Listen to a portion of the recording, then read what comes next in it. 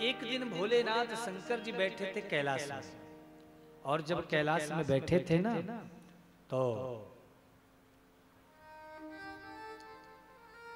नारद जी पहुंच गए। पार्वती जी ने देखा, कहा स्वागत है, सुस्वागतम, पधारो पधारो महाराज। नारद जी कौन है? पार्वती जी के गुरु जी। क्या है? गुरु जी। और पार्वती जी कौन है? शंकर जी की अर्धांगिनी है। तो नारद जी पार्वती जी को मां कहते हैं और पार्वती जी नारद जी को गुरु मानते हैं। तो नारद जी ने जैसे ही पधारे, बड़े प्रेम से पार्वती ने आइए आइए पधारिए पधारिए, स्वागत है। बड़े प्रेम से आसन दिया, पधारिए, बड़े दिनों बाद आए हैं आप महाराज। नारद जी बोले क्या बताऊं माता, आजकल मैंने आना जाना बंद कर रखा है। क्यों? बोले इसलिए माता क्योंकि मैंने देखा आजकल के लोगों का जो प्रेम है ना वो बनावटी हो गया है। भैया थोड़ा आवाज साफ करो, इसका इको कम करो। आजकल लोगों का प्रेम बनावटी हो गया है, और जहां सच्चा प्रेम नहीं वहां क्या आना जाना। आजकल के लोग तो महाराज प्रणाम भी करते हैं ना, तो पहले तो साष्टांग लोग प्रणाम करते थे, फिर लोग पैर को प्रणाम करने लगे। आजकल तो महाराज प्रणाम की परंपरा, आजकल तो घुटने को लोग स्पर्श कर लेते, सोचते हो गया प्रणाम। बताओ कहां लिखा है कि घुटने को प्रणाम करने से प्रणाम माना जाता है?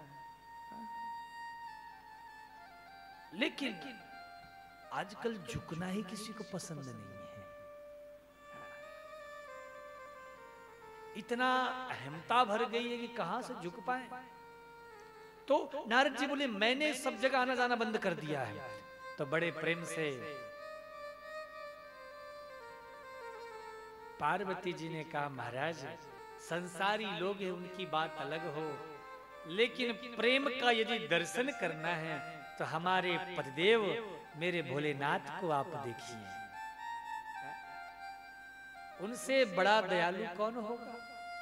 वो जो मुझसे प्रेम करते हैं ऐसा प्रेम संसार में और कोई दूसरा पुरुष नहीं करता है, कोई किसी से नहीं कर सकता है। मुझसे कोई बात छिपाते नहीं है वो।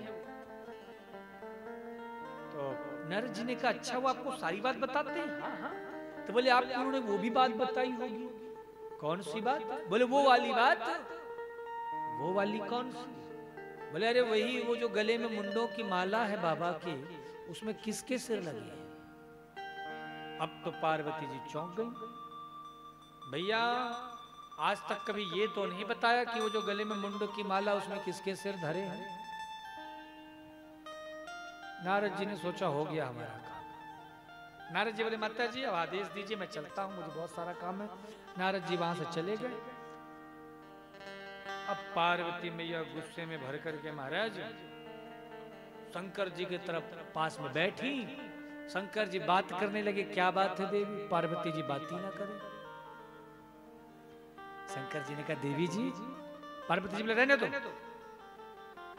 शंकर जी ने सोचा भैया अभी तो 5 मिनट पहले सब ठीक था, ये 5 मिनट में ऐसा क्या हो गया कि देवी जी नाराज हो गई।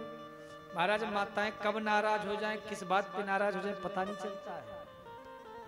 हाँ?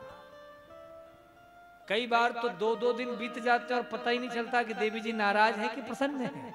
बोलो राधे राधे, और प्रेम से बोलो। तो पार्वती जी बोले रहने दीजिए। अरे कोई बात हो गई क्या? बोले आप बाहर से भी काले अंदर से भी काले। बोले भैया अंदर से तो वो काला होता है जो कपट करता है, हमने क्या कपट किया। बोले आप जो गले में मुंडों की माला पहने इसमें किसके सिर लगे कभी बताया आपने मुझे? शंकर जी सोचे ये बात इनको कैसे पता लगा, अचानक कभी इन्होंने ये बात कैसे पूछी। बोले कोई आया था क्या? बोले हाँ हमारे गुरुजी आए थे नारद जी। ओहो अब सारी बात समझ में आई।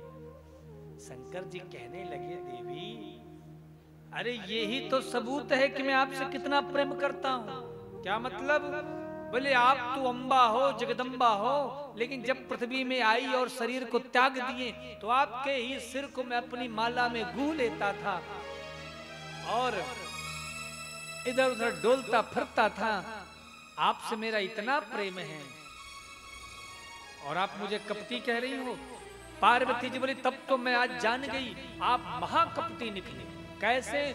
बोले आपने ऐसी कौन सी दवाई पी रखी है कि तब से आपका तो ना जन्म ना मरण, मैं इतनी बार पैदा भई इतनी बार मरी। तब शंकर जी ने कहा, हमने अमर कथा सुनी। अमर कथा? बोले वो कौन सी दवाई होती? बोले उसको पीने के बाद कोई मरता नहीं है। बोले हमें भी पिलाओ। अच्छा तुम्हें भी सुननी है अमर कथा? बोले हाँ। शंकर जी ने डमरू निकाला, डम डम डम डम डम डम डम डम डमरू बजाया और जो डमरू बजाया कैलाश के जितने जीव जंतु पशु पक्षी सब कैलाश छोड़ के भाग गए। लेकिन एक कथा आती है कि एक सुख पक्षी का अंडा रखा हुआ था वहां पर। वो हवा के वेग से जमीन पे गिर करके फूट गया और जैसे जमीन पे गिर करके फूटा, अब उसमें तो कोई प्राण था नहीं, वो कैसे उड़ सकता था? तो सब तो चले गए पर वो अंडा वहीं पड़ा था। शंकर जी ने कहा, देवी देखो देवी, कथा सुना रहा हूं ना तो हुकारी भरते जाना। पार्वती जी बोली, हाँ जी, ओम जी, हाँ जी, हाँ जी, जी हाँ जी कर रही। बाबा कथा सुना रहे हैं आंख बंद करके। अब वो ऐसी कथा नहीं थी जैसे आप लोग सुनते हो ना, 3 घंटे की कथा, उसमें भी 4 बार उठ जाते हो, कभी चाय पी करके आते हो, कभी हलवा खा के आ जाते हो। पूरे 7 दिवस सप्तरात्रि पर्यंत निरंतर लगातार कथा चलती है। और जैसे ही वह कथा 4 दिन की हुई तो वर्णन आता है कि प्रथम दिवस में वो अंडा जुड़ गया, दूसरे दिन में अंडा पक गया, तीसरे दिन में अंडा फूट गया, चौथे दिन की कथा सुन के वो सुख पक्षी गदगद हो रहा है। लेकिन 5वें दिन पार्वती जी को नींद आ गई। कैसे? जैसे अभी आप लोगों को आ रही ना उबासी। क्यों? क्योंकि अभी तक मैंने भजन नहीं सुनाया। कई लोग सोच रहे महाराज जी कब भजन सुनाए, तो थोड़ा सा करंट है। लेकिन हम भी परीक्षा ले रहे हैं, देखते हैं यहाँ के भगत कितने तपस्वी हैं।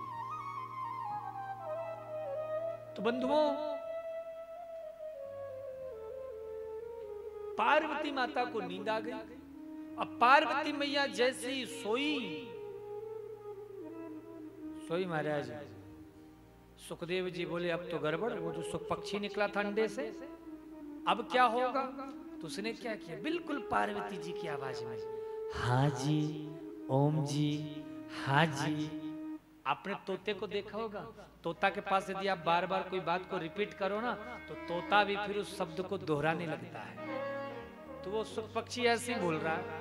बाबा ने कथा सुनाई। 7वें दिन जैसी कथा पूर्ण हुई, बाबा ने जोर से जयकारा लगाया, बोली भागवत महापुराण की जय हो, भागवत महापुराण की जय, भागवत महापुराण की जय हो।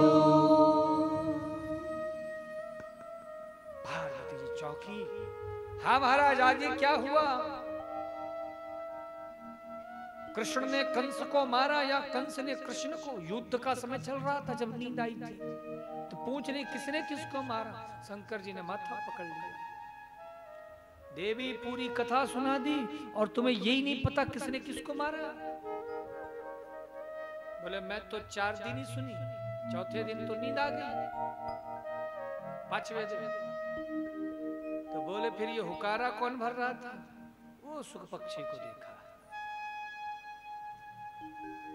शंकर जी ने सोचा कथा तो हम सुनाने बैठे थे, पार्वती जी को सुन लिया इसने, तो क्या करे, मारे?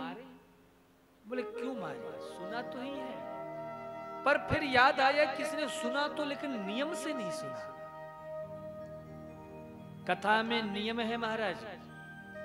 कथा में बार बार उठने बैठने से दोष लगता है, कथा में सोने से दोष लगता है, कथा में व्यर्थ की बातें करने से दोष लगता है।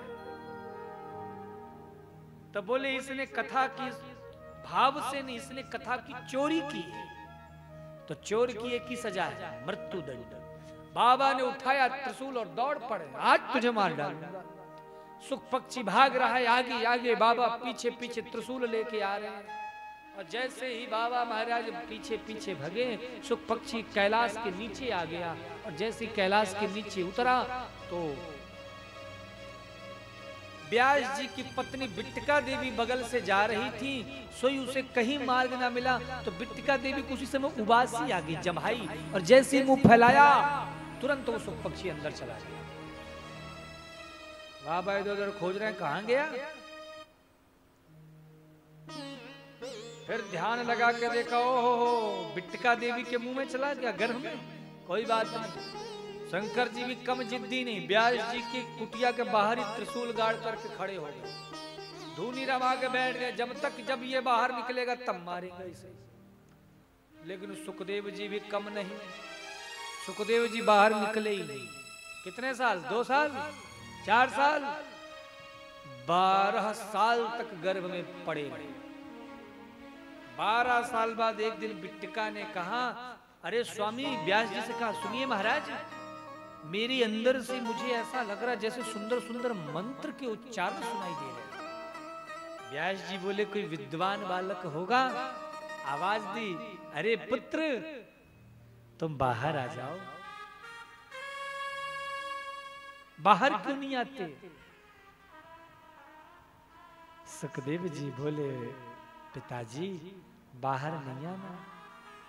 क्यों, शंकर जी से डर रहे हो क्या। बोले बिल्कुल नहीं। तो बोले मुझे शंकर की त्रिशूल से डर नहीं है। तो किससे डर है। बोले मुझे डर तो नारायण की माया से है। ये जो माया है, ये माया बड़ी कठिन है। ये अगर अपने चक्कर में लपेटे में ले ली तो अच्छे अच्छों को छोड़ती नहीं है। इसीलिए मुझे बाहर नहीं आना पिताजी। बोले सुनो, मैं वचन दे रहा हूं, बाहर आओ। शंकर जी से कहा, महाराज अब तो अमर कथा सुन ली, अब छोड़ो उसे।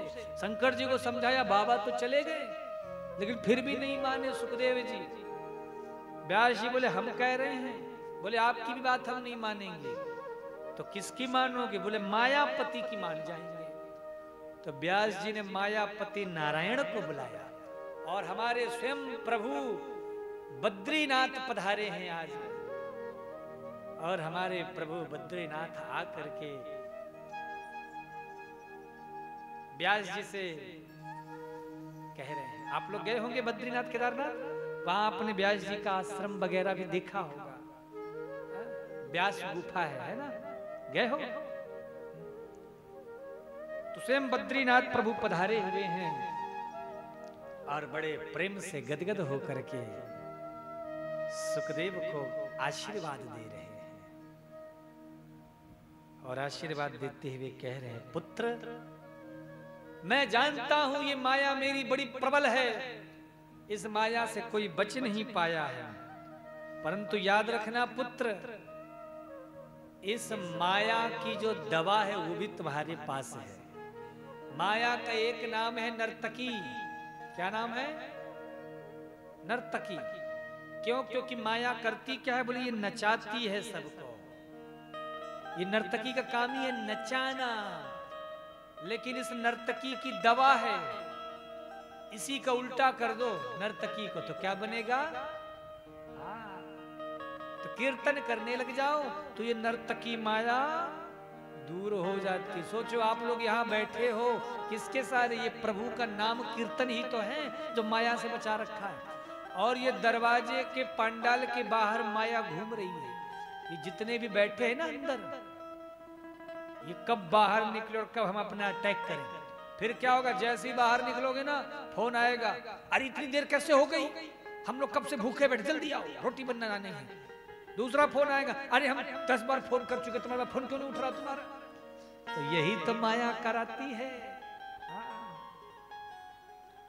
इसीलिए इस माया से बचने के लिए दिन रात तुम्हारे जीवन में कीर्तन होने लग जाए, और जहां तुम्हारे जीवन में कीर्तन होगा बंधुओं, ऑटोमेटिक ये नर्तकी माया दूर भाग जाएगी।